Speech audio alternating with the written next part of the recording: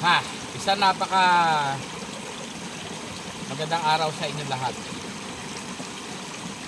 Sa pagpapatuloy ng ating kwento, andito tayo sa pinanggagalingan ng tubig sa Talayog, sa Bagong Silang at sa Bamban, Nicolas Magsaysay, Occidental Mindoro. Bakit maraming ginagawa to? Simple lang. Simple lang. Yung magawa namin habang bata pa kami, okay na yon. Bata pa ba tayo? Wala na nga ako dito, no? Yung hanggat kaya pa. Kaya pa ng tuhod, medyo malinaw pa naman yung mata. Sabi nga, kailan natin gagawin? Kung kailang mahina ng tuhod, malabo ng mata, ulitin natin ang buhay. Correct. Bakit daw ba kami nagbablog? Sabi ko, simple lang naman. Yung may pagkakataon na maalaala o makita pa sa mga susunod na henerasyon, sino ba kami? Sino ba yung lolo nila? Ano ba ang ginagawa natin noon? Ano ba ginagawa namin noon?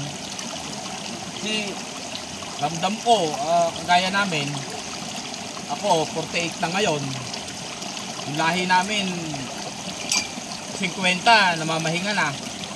Kaya ano, lahi namin, lahi ng high blood. Ilang panahon na lang. Sabi ko nga, sulitin na natin. Medyo magano tayo nitong nalalabing araw. Basta hinihintay natin kung ano man yung darating.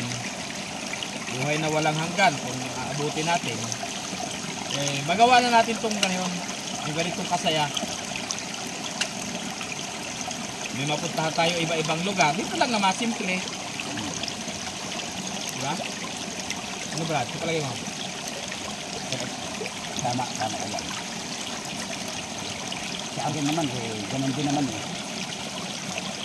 Mawala man tayo sa mundo ito, maalala tayo ng mga apo natin, anak. Naikwento ng mga anak natin sa mga anak nila na ganito si lolo, ganito si tatay. Sulit na yun. Sulit na yun para maalala nila tayo. Hindi kagaya ng mga magulang natin, nawala sila.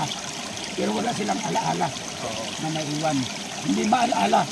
Kung ano si lolo nun, ano si tatay nun, ano si mamay nun. Wala pang Facebook nun eh. Ay, malamang.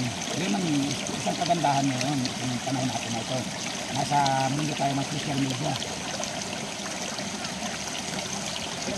Bale, itong tubig na to, papunta na to sa sakahan. So, papunta na po doon sa sakahan sa baba. Ay, bang kapyon naman eh. Okay.